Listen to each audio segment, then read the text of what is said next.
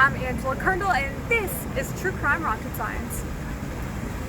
I got nightmares in my head, I fear thoughts build up until I can't hear. My mind fills up into a creature, and it haunts me somewhere much deeper.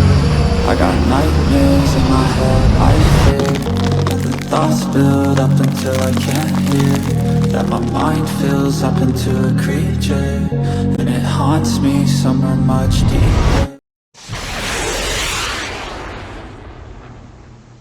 Hello and welcome to True Crime Rocket Science, the most authentic voice in true crime.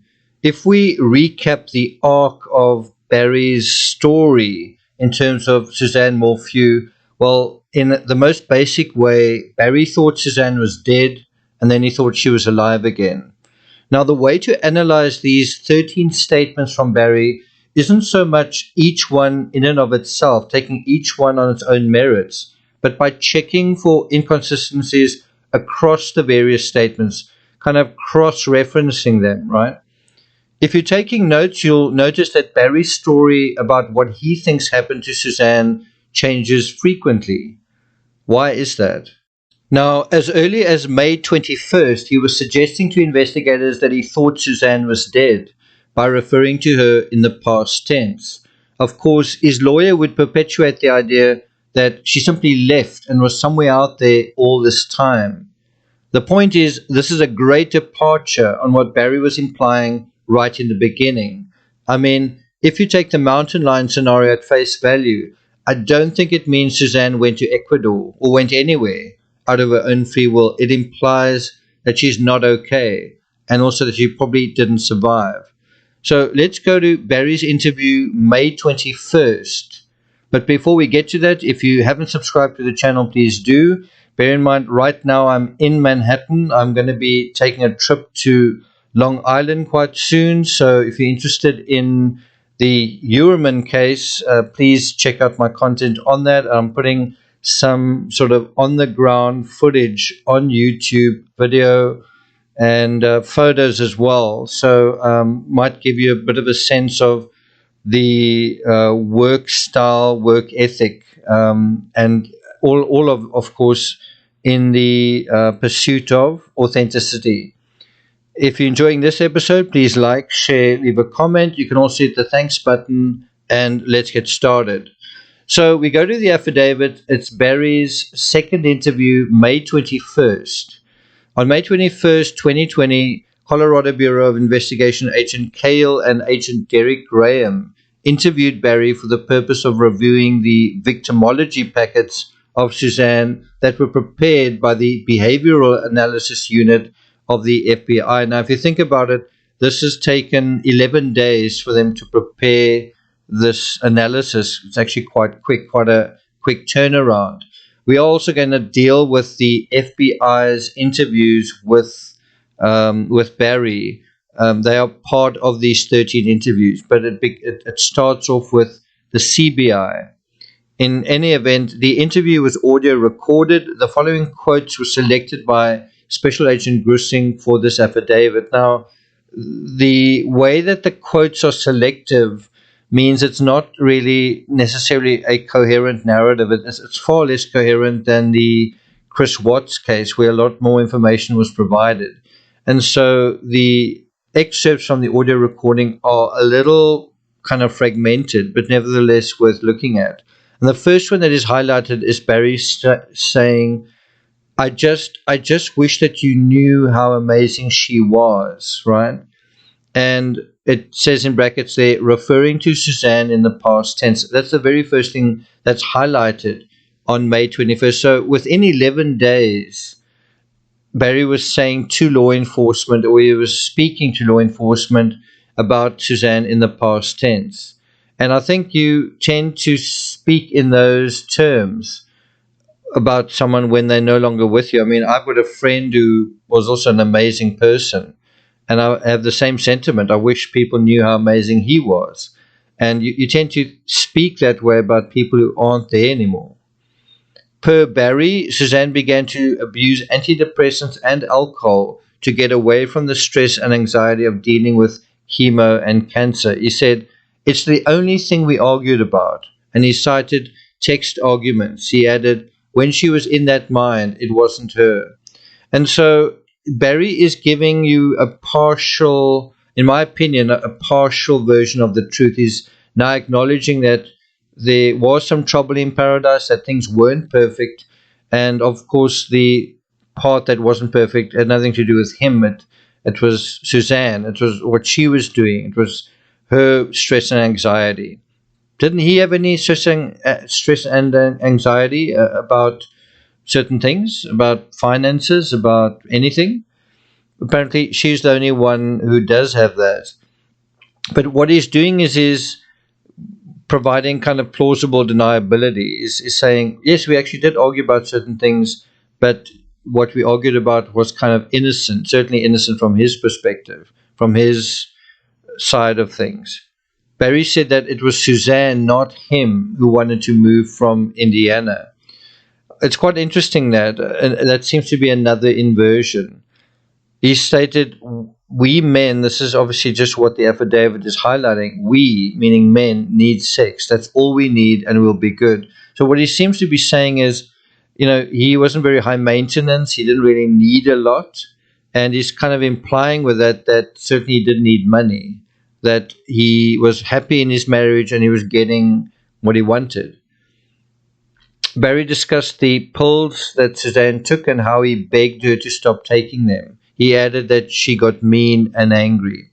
So you can see there's a suggestion that Barry's saying Suzanne was very messed up, drinking, depressed, taking drugs, and what could be saying a few things simultaneously.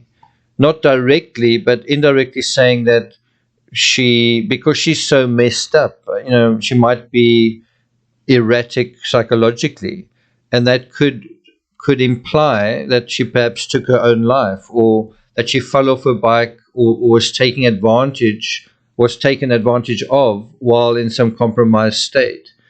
I don't know whether too many people would go cycling when they compromised by substances anyway. Ironically, if she was shot with a tranquilizer dart, then that is exactly what did happen, that she was taken advantage of in a compromised state, and things like drugs and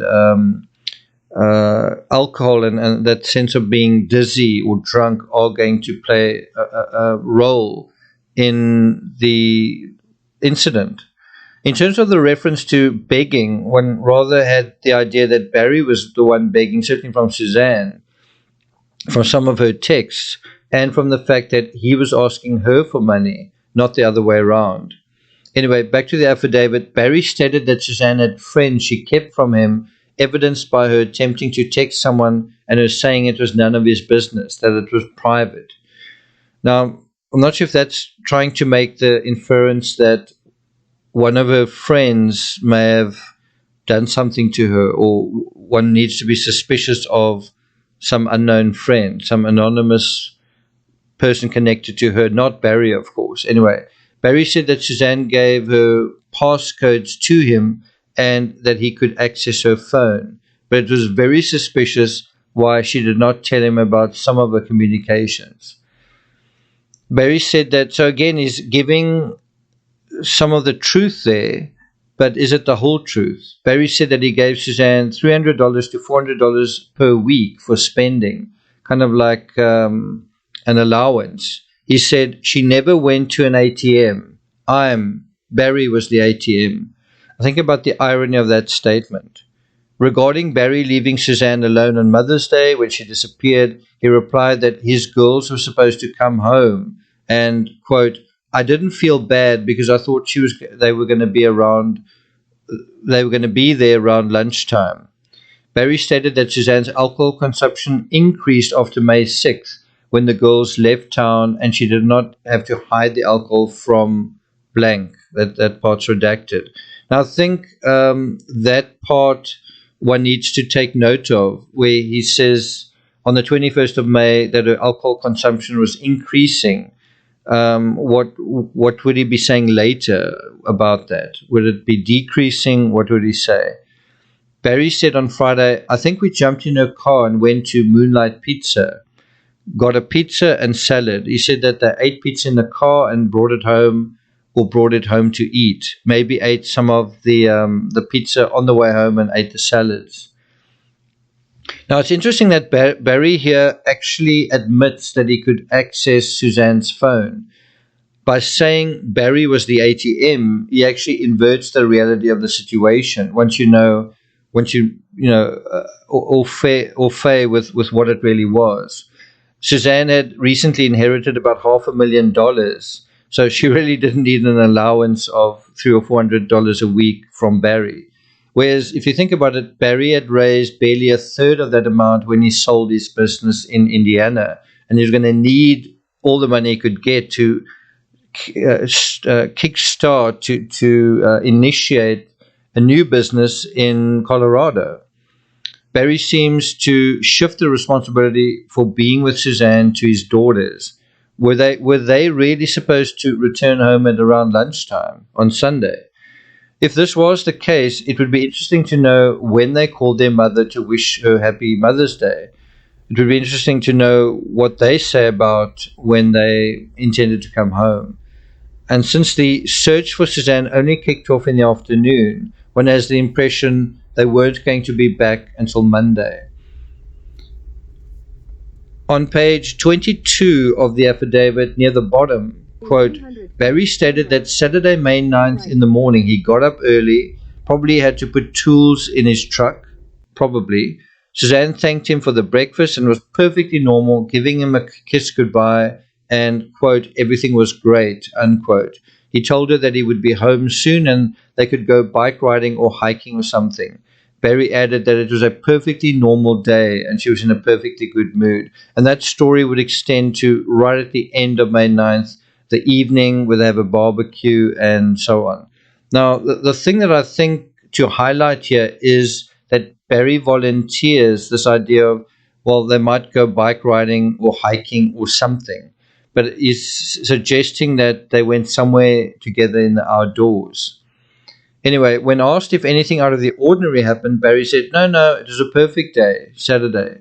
When agents asked Barry if Suzanne had been drinking, he said that he did not pay much attention because he wanted to have a good night with her. So Barry can't kind of give a straight answer in terms of that. Now, it's important that we remember the narrative now, where it involves Barry being with Suzanne on Saturday, May 9th, because now suddenly she's perfectly normal. She's got all these problems, but when he's with her, she's not drinking, she's not depressed, and not taking any substance. Barry seems to have the Midas touch when he's around Suzanne.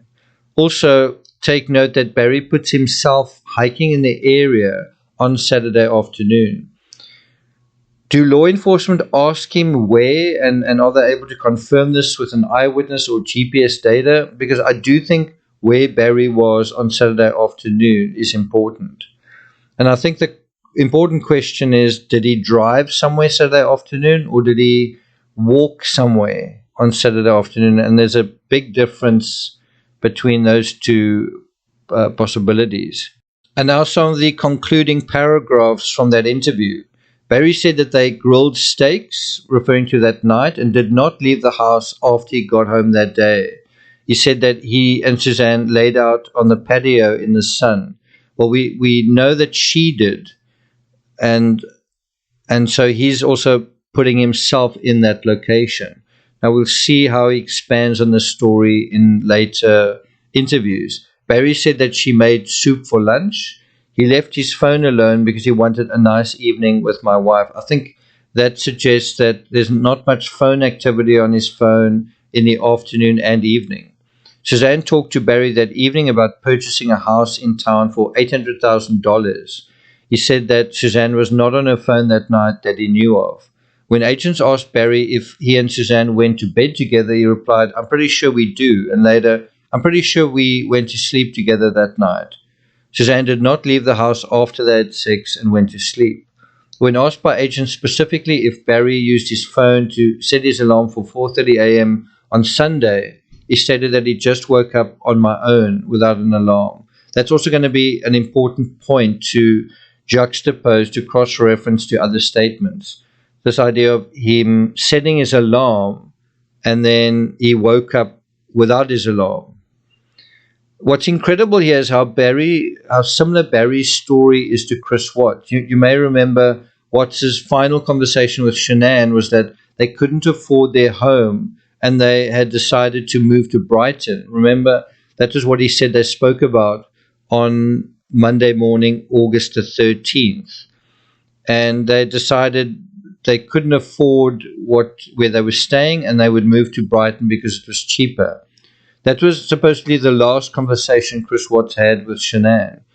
If you think about it, Brighton is just a stone's throw from Broomfield. Both are satellites of Denver. Both of these enclaves are north of Denver. Now, what these stories contrive to do, in my opinion, is give the storytellers permission from their wives, consenting to sell their homes. It's one of the biggest decisions a couple can make.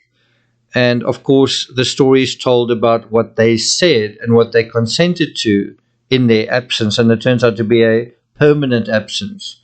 Chris Watts also claimed they had sex and that she was asleep when he left, all within the context of an affair and money trouble. So, although the, affairs are taking place, the story that's being told is kind of too good to be true. You know, this perfect couple having this perfect experience together. Isn't it too perfect? Isn't it too good to be true? And now back to the affidavit. CBI agents asked Barry why he answered sex as the number one reason why someone might be motivated to cause Suzanne to disappear in the behavioral questionnaire, BAU questionnaire. He answered, because my wife is beautiful. He added, and that's my nightmare right now. Like if someone's got her and sexually abusing her right now as we speak. And so that is now a change from the statement, I wish you knew how amazing she was. This is now suggesting that she's still alive. In fact, he's saying this could be happening to her right now as we speak. So in other words, she could be alive 11 days later. So that's an inconsistency within the same statement. Agents told Barry that workers who came to his hotel room following his May 10th departure commented that the room smelled like chlorine. So, how does he feel about that? What is his response to this strange situation on May 10th, immediately following a disappearance? Barry replied that he had no idea why, and that maybe the hotel staff used it to clean because of COVID. And if you take this thing, if you compare the question of the chlorine to the question of why weren't you with Suzanne on Mother's Day, it seems a similar way of deflecting. He simply deflects it to another person. He says, well, no, my daughters would have been with her. And in this case, he says, well, maybe the hotel staff used it to clean because of COVID. Agents also told Barry that documents were left in the room and asked him if he took any documents into the room. He replied, not to my knowledge. There was somebody in the room after me. It could have been his. And so that's a third instance of when he's asked something that's related to him, he says, no, it's actually to do with somebody else, or it could be. That's what he implies. And I went to the trouble to search for CCTV photos of him with the documents, and that's a lot harder to find than you might imagine. But I did manage to find at least two very clear CCTV photos, screen grabs drawn from the CCTV, where you can clearly see Barry carrying folders with documents inside, almost spilling out of them. It's not one or two documents, it's a heck of a lot of paperwork. When agents asked, so I don't think there's any doubt that those papers belonged to him and were his, and were, part of the Morphew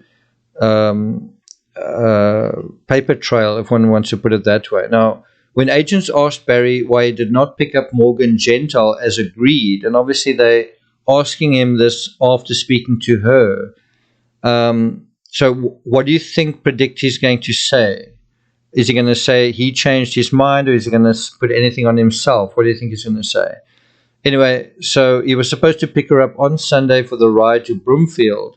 And so he says, I didn't want her to ride with me because she smokes. Can you see how he's putting it on her? And I told her I wanted her to drive her car. she was going to just follow me. So again, in terms of this, it's interesting that Barry doesn't deny that the room smelled of chemicals, and further suggests that the chemical smell may have been used for cleaning purposes. I tend to agree with him on this point, that if there were chemicals, they probably were used to clean something. Incidentally, there are numerous cases where the smell of bleach was so strong in true crime that officers made a note of it. In the Chris Watts case, do you remember Officer Lyons also noted vacuum tracks in the carpet besides the smell? In the Amanda Knox case, she was said to be buying bleach on the morning after her roommate's murder, and her boyfriend's kitchen, or certainly her boyfriend's apartment, some of the officers said smelled strongly of bleach. Scott Peterson, there was also the smell of bleach in the Peterson home, and then also Patrick Frazee. In the Casey Anthony case, there was a possibility that chloroform traces were found in the rear of the vehicle. All of these cases involve chemicals, seem to involve chemicals as part of their narrative. Barry states he never took any documents to his room. This is great because it means he couldn't have been doing admin work in his room without documents, and he certainly didn't appear to have a laptop with him either. So what was he doing? Well, he couldn't have been working. And so when you do look at these CCTV screen grabs, it does make one wonder if he was not working but going through these documents. And one wonders, what they actually were, and how they related to Suzanne, and what these documents were. Did it include Suzanne's will? Did it include banking statements, etc.? So, as I say, CCTV does show him carrying binders with papers inside. Lots of papers. So do you see, it's not difficult to catch Barry saying something that's not consistent. Much of what he says is inconsistent. The strange thing is there are so many slippery inconsistencies, one tends to forget just how many there are. They sort of blur together. Typically in true crime, we find a standout lie that sticks out, and that is what condemns the criminal.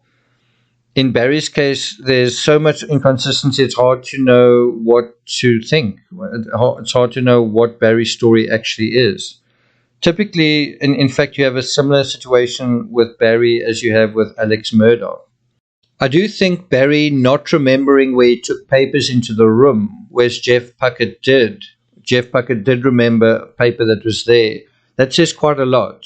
Also, that Barry seems to remember what he was throwing away when he was asked about it, and details like, he was cleaning his windshield and he was eating granola bars at McDonald's. You can remember those details, but he can't seem to remember carrying large piles of papers in folders and nothing else. He's got nothing else in his hands except those folders with papers, and that's in two separate visits to his hotel room. In one, he's wearing like a blue-gray shirt, and the other is wearing a black shirt. One visit with papers under his hands is at 10:36 a.m. and another wearing a different shirt 20 minutes later at 10:56, but he can't seem to remember that. Barry's answer to why Morgan didn't drive with him that day when they had driven before doesn't actually make sense. When Barry said he expected Morgan to follow him, I do think there's some truth in that based on her own statements. But I think it's follow in the sense, I think, of following Barry's lead. Did she follow Barry's lead? And what happened when she didn't? He fired her. What happened when Suzanne didn't follow Barry's lead? Well, wasn't she fired as well? I'm not going to take it further than that. Thank you for listening, and look out for the next episode in this series.